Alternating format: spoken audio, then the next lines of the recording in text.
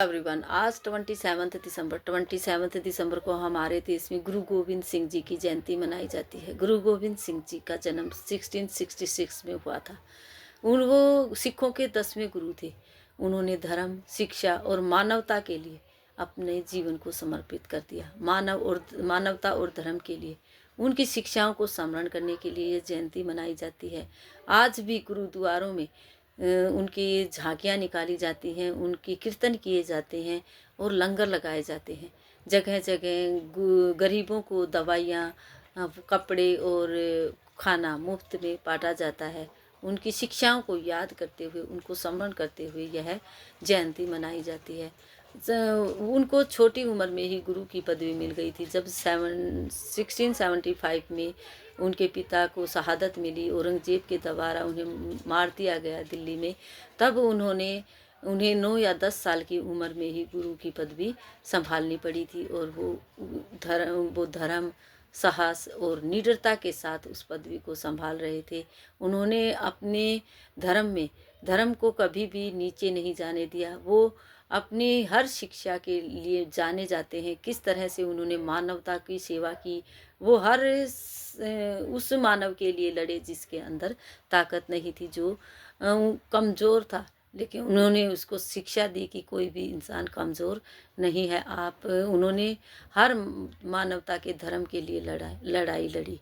वो अपने धर्म के लिए ही नहीं, अन्य लोगों के लिए, धर्मों के लिए भी लड़े। उनका मानना था कि सभी अपनी इच्छा से अपने धर्मों को मान सकते हैं। मुगलों ने उनको अपने धर्म को मनवाने के लिए, इस्लाम धर्म को मानने के लिए उन्हें बहुत पीड़ित किया, उन्हें बहुत सताया। उनके चारों पुत्रों की, साहबजादों की शहादत हो गई उसी के चलते, क्योंकि मुगल चाहते थे कि जो गुरु गोविंद सिंह जी हैं, उनका परिवार, पूरा परिवार अपने धर्म को बदल ले और हमारे धर्म में परिवर्तित हो जाए। लेकिन जैसे गुरु गोविंद सिंह जी साहस और निडर थे, उसी तरह से उनके साहबजादे भी निडरता के साथ शहादत को प्राप्त हो गए। उनके शिक्षाओं को याद करने के लिए उनकी जयंती मनाई जाती है। आज के दिन गुरुद्वारों में बहुत सारे लंगर लगाए जाते हैं, लोगों को फ्री खाना खिलाया जाता है। आज हम बच्चों को डेट एंड डे बताने के बाद आज एक कहानी सुनाएंगे, जिसमें सैटरडे है, सो Saturday is an activity day.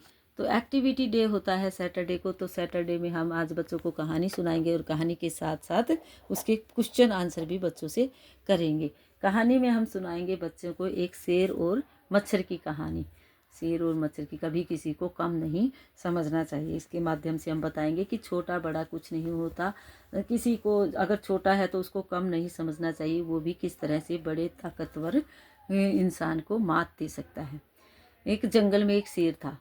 शेर सभी जानवरों को, जंगल में सभी जानवर रहते थे, पशु पक्षी थे, उनको बहुत परेशान करता था। सभी जंगली जो जानवर थे, पशु पक्षी थे, वो सभी परेशान से शेर से। उन्होंने एक दिन एक मीटिंग बुलाई और उसमें सभी ने यह बात रखी कि किस तरह से शेर को हराया जाए। लेकिन सभी परेशान थे कि किस तरह इतने ताकतवर शेर को हरा सकते हैं। तभी कबूतर ने कहा, मेरा एक मित्र है, हम उस मित्र की सलाह लेते हैं, वो बहुत ही तेज़ है, वो इस तरह की अच्छी सलाह हमें दे पाएगा। तो सभी जानवर खुश हो गए। उन्होंने कहा कि ठीक है, अपने मित्र को बुला लो। ये कबूतर था। कबूतर के मित्र थे। कबूतर का मित्र था एक मच्छर को उसने अपने दोस्त मच्छर को बुलाया। कबूतर उसके पास गया और मच्छर को बुलाकर ले आया। मच्छर आया मीटिंग में और मीटिंग में आकर उनकी बातें सुनकर उसने कहा, ठीक है, मैं अपने दोस्तों के पास जाता हूँ और वहाँ इस समस्या का कोई ना कोई हल हम निकाल लेंगे। वो अपने दोस्तों के पास गया और उन्होंने एक योजना बनाई। मच्छर वापस आया और खरगोश के कान में उसने अपनी योजना बताई। हम इस तरह के क्वेश्चन बच्चों से पुट करेंगे कि किसके कान में मच्छर ने योजना बताई, किसने योजना बनाई, किसका दोस्त था मच्छर। इस तरह के क्वेश्चन हम बच्चों से पुट करेंगे। बच्चों का माइंड डेवलप होगा। इससे बच्चे जान पाएंगे कि किस तरह कहानी है और कहानी में कौन कौन पात्र हैं, जंगल में क्या क्या होता है, पेड़ पौधे, पशु पक्षी, इस तरह के क्वेश्चन हम करेंगे।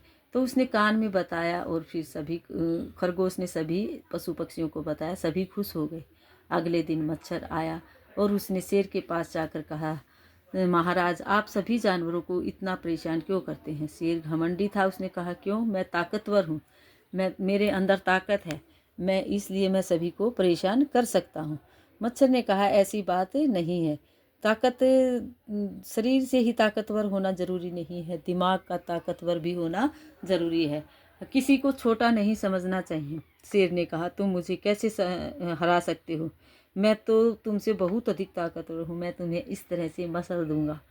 लेकिन मच्छर ने कहा ठीक है। मच्छर ने भिन भिन करते हुए अपने सभी दोस्तों को बुलाया और सभी दोस्तों ने एक साथ शेर को काटना शुरू किया। जब सभी मच्छरों ने एक साथ शेर को काटना शुरू किया, शेर परेशान हो गया और शेर थक गया, इधर उधर जंप करते हुए कूदते हुए कहाँ कहाँ खुजलाए मच्छरों ने काट काट कर शेर का बुरा हाल कर दिया।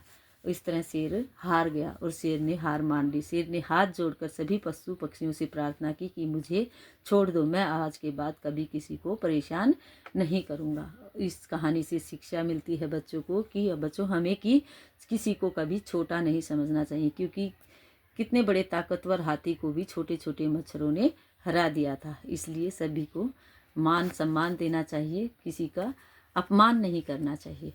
आज बच्चों को कहानी सुनाएंगे और इस कहानी में हम बच्चों से क्वेश्चन पुट कर सकते हैं, जिसमें हम बच्चों से पूछेंगे कि शेर को किसने हराया? मच्छरों ने। इस तरह बच्चे बताएंगे। मच्छर किसका दोस्त था? कबूतर का। मच्छर ने किसके कान में योजना बताई? खरगोश के कान में। इस तरह जो भी हम नाम लेंगे बच्चों को पूछेंगे। जंगल में क्या क्या होता है? जंगल में पशु पक्षी पौधे होते हैं, जंगल में तालाब भी होता है, वहाँ जहाँ पशु पक्षी पानी पीते हैं। जंगल का राजा कौन है? शेर। शेर क्या था? घमंडी था। शेर घमंडी था। शेर को किसने हराया? मच्छरों ने हरा दिया। शेर ने आखिर में क्या किया? शेर ने आखिर में हाथ जोड़कर सभी पशु पक्षियों से माफ़ी मांगी और सभी पशु पक्षियों ने उसे माफ़ भी कर दिया। इसलिए अगर किसी से गलती हो जाती है तो उसे माफ़ भी करना होता है और किसी को छोटा नहीं समझना। आज इस तरह की क्वेश्चन कहानी के माध्यम से बच्चों से पूछेंगे, बच्चों का ज्ञान बढ़ेगा। बच्चे खेल खेल में ही सीखने की कोशिश करेंगे। सैटरडे है तो Saturday is an activity day और एक्टिविटी में हम बच्चों को आज की कहानी सुनाएंगे। Thank you. Have a nice day.